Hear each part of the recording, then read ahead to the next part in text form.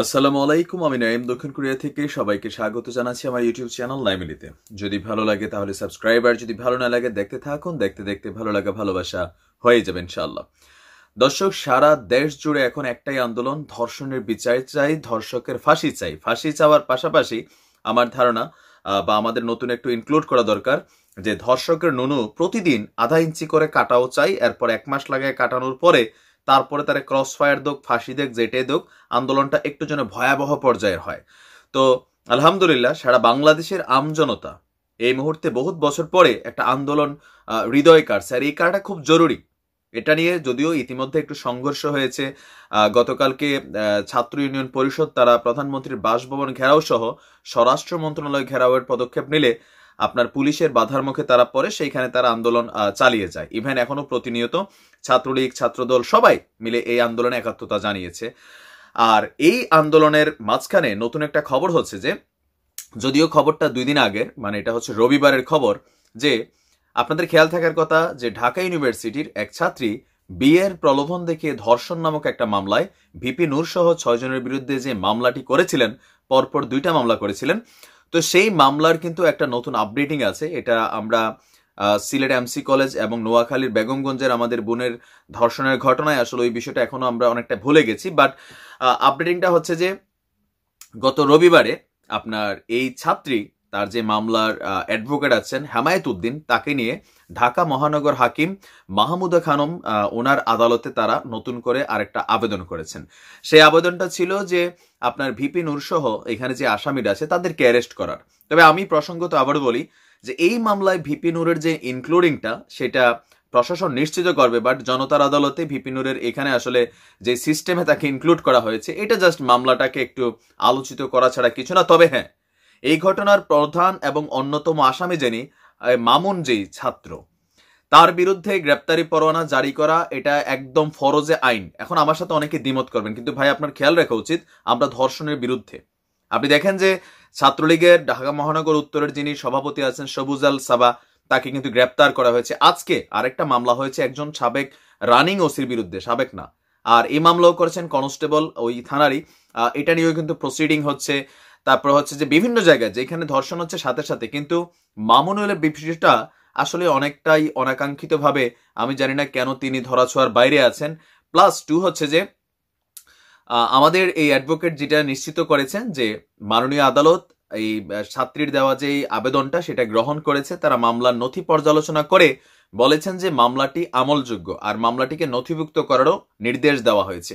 আর police প্রশাসনের উদ্দেশ্যে আদালত থেকে যে নির্দেশনা দেওয়া হয়েছে সেটা হচ্ছে পুলিশ চাইলেই ভিপি নূর সহ বাকি যে আসামি আছে তাদেরকে অ্যারেস্ট করতে পারে। তবে হ্যাঁ, আমি ভিপি নূরকে অ্যারেস্টের বিরুদ্ধে আমার অবস্থান, কারণ এইখানে আসলে তিনি এই মামলাতে ওই রকম কোনো তার অবস্থান আসে নাই। বাট যারা আসামি, যাদের বিরুদ্ধে এই মামলাটা, তারা যেন গ্রেপ্তার হয় আমি সেটা চাই, কারণ আমাদের অবস্থান ধর্ষণের বিরুদ্ধে।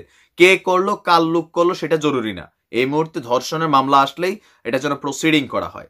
তবে ভিপি নূর ভাইয়ের এখানে আরেকটা বিষয় আপনাদের খেয়াল থাকার কথা যে মামুন আছে সাধারণ ছাত্র অধিকার পরিষদ থেকে তাকে কিন্তু সাময়িকভাবে বহিষ্কার করেছিলেন।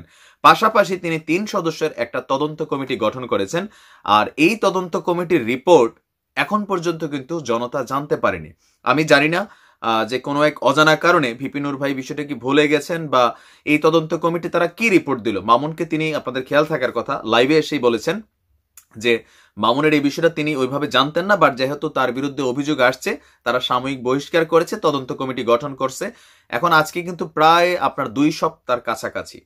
এখন এই তদন্ত কমিটির রেজাল্ট কেন আসে না, নাকি না এটাও চিরাচরিত বাংলাদেশের যে নিয়ম, ধরেন দলের ভিতরে যখন কোনো ইনভেস্টিগেশন হয় সেটা আসলে আলোর মুখ দেখে না। বাট আমি বিশ্বাস করি ভিপি নূর নিশ্চয়ই এই ক্যারেক্টারের না, তিনি নিশ্চয়ই এটা আমাদের সামনে আনবেন। ভাই মামুন সম্পর্কে আমার কোনো আইডিয়াই নেই, আপনার থাকতে পারে। আর যারা চেহারা দেখে দেখে ভাবেন যে এ ধর্ষক হইতে পারে, হ্যাঁ হইতে পারে না, এই ছাত্রী নির্দোষ হইতে পারে, ওই ছাত্রী নির্দোষ হইতে পারে না, সেটা কিন্তু আপনি ধর্ষণের বিপরীতে না, আপনি চেহারার বিপরীতে। আবারও বলছি, আমি দায়িত্ব নিয়ে বলছি, আমাদের অবস্থানটা ধর্ষণের বিপরীতে। তবে হ্যাঁ, কাউকে যদি অন্যায়ভাবে এখানে ফাঁসানো হয়, যেমনটা ভিপি নূরের বেলায় হয়েছে, আমরা সেইটাকে প্রটেস্ট করেছি, প্রতিবাদ করেছি, ইভেন স্টিল নাও আমি সেটার বিপক্ষে। কিন্তু যেহেতু মামুনের বিরুদ্ধে এখানে ঘটনাটা আসছে, বা আরো কয়েকজন সোহাগ সহ, এখন এটা আদালত তাকে গ্রেপ্তার করুক, গ্রেপ্তার করার পরে আইনের মাধ্যমে এটা প্রমাণ হোক যে সে আসলে ঘটনা করে নাই বা এই ঘটনার মধ্যে তার সংশ্লিষ্টতা নেই। সে যদিও দাবি করেছে যে তাকে এটা পরিকল্পিতভাবে ফাঁসানো হয়েছে, কিন্তু ওই ছাত্রী একের পর এক যে মামলাগুলো দিচ্ছেন সেখানে কিন্তু সে যথেষ্ট গণমাধ্যমের সামনে এসে প্রকাশ্যে কিন্তু এই কথাগুলো বলছেন। আর যেহেতু মামুন সম্পর্কে আমার আইডিয়া নাই, সুতরাং আমি এটা সম্পর্কে গ্যারান্টি দিতে পারি না। নূরের বেলায় যে মামলার বিষয়টা আসছে সেটাতে আমার একটা মন টানে, বা ধরেন ভিপি নূরকে আমরা যতটুকু চিনি আদর্শের জায়গা থেকে বা তার অবস্থান থেকে, সেইখান থেকে আমরা বিশ্বাস করি তিনি এত কাঁচা মাছ খায় না। এটা জাস্ট তাকে ফাঁসানো ছাড়া আর কিছুই না। ভিপি নূর বের হয়ে যাবে, বের হোক, আমরা আন্দোলন করব, কিন্তু মামুন নামক যে ধর্ষক আছে তাকে কিন্তু পুলিশের অ্যারেস্ট করতেই হবে। এখন কোনো এক অজানা কারণ এটা খুবই সারপ্রাইজ করছে আমরা, সত্যি সত্যি। আপনি দেখেন ক্ষমতাসীন দল ছাত্রলীগের বিভিন্ন নেতারাও যখন যেখানে করতেছে সেটা কিন্তু অ্যারেস্ট হচ্ছে, কিন্তু মামুনকে কেন অ্যারেস্ট করছে না সেটাও আমি জানি না। আর আমার এই ভিডিওতে অনেকে হয়তো দ্বিমত পোষণ করবেন, কিন্তু বস আপনার খেয়াল রাখা উচিত, যেহেতু একই ধর্ষণ মামলাগুলোতে সারা বাংলাদেশে অ্যারেস্ট হচ্ছে, মামুন কোনো ধরাছোঁয়ার বাইরে থাকার সুযোগ নেই। তাকে অচিরেই অ্যারেস্ট করা হোক। তিনি যদি নির্দোষ হন, আইনের মাধ্যমে মানে একদম সিল দিয়ে তিনি নির্দোষ হিসাবে নিজের প্রমাণিত করেন, আর যদি প্রমাণিত হয় তিনি ধর্ষণ কাণ্ডের সাথে জড়িত, তাহলে রাষ্ট্রের যে আইনের যে শাসন, আমরা যে শাস্তি চাচ্ছি, ধর্ষকদের শাস্তি, ফাঁসি, ক্রসফায়ার, এর আগে ধাপে ধাপে নুনু কাইটা দেওয়া, সব ধরনের ক্রাইটেরিয়া যেন তার বিরুদ্ধে অ্যাপ্লাই করা হয় যদি প্রমাণিত হয়। এখন প্রমাণ করার দায়িত্ব আইন শৃঙ্খলা বাহিনীর। তো সম্ভবত এই ছাত্রীর যে প্রথম মামলাটা ছিল আপনার 20 সেপ্টেম্বর মামলাটা দায়ের করা হয়েছিল। পরবর্তী সময় 21 সেপ্টেম্বর ঢাকা মহানগর হাকিম ইয়াসমিন আরার আদালত থেকে যে নির্দেশনা দেওয়া হয়েছিল যে 7 অক্টোবর মানে আজকের দিনে সেটার একটা রেজাল্ট আসার কথা। সম্ভবত আজকে এটা নিয়ে কোর্টে আলোচনা হয়েছে। এখন কি সিদ্ধান্ত হচ্ছে সেটা হয়তো আমরা একটু পরে জানতে পারবো। তবে এই মুহূর্তে যেহেতু বাংলাদেশ ধর্ষণের বিরুদ্ধে জাগছে, আপনাকেও জাগতে হবে। কে করছে, কোথায় করছে, কার দল করছে, কোন কর্মী করছে, আমি সবকিছুর ঊর্ধ্বে, আপনাকে ঊর্ধ্বে যাইতে হবে।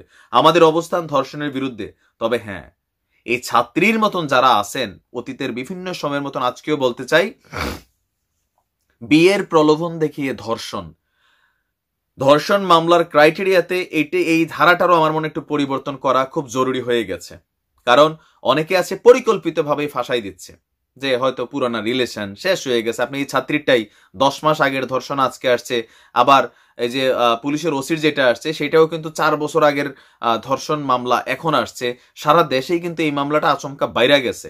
এখন এই বাড়ার পিছনে অনেকে আছে অরিজিনালি ভিকটিম, নির্যাতিতা, আবার অনেকে আছেন যেহেতু পুরান প্রেমিকের সাথে প্রতিশোধ নেওয়া, বা সে একটা স্টেজে আছে, কেরিয়ারে আছে, তার কেরিয়ারে একটু দাগ লাগাই দেওয়া, তাকে সামাজিকভাবে হেনস্থা করা, এখন এক একজন এক এক মেন্টালিটিতে নিচ্ছেন। সেটাও নিশ্চয়ই মাননীয় আদালত বা যারা আমাদের বিজ্ঞ বিচারক মন্ডলী আছেন তারা নজরে রেখে এই কাজটায় প্রসিডিং করবেন। তো সেই পর্যন্ত ভালো থাকুন, সুস্থ থাকুন। আসসালামু আলাইকুম রহমতুল্লাহ।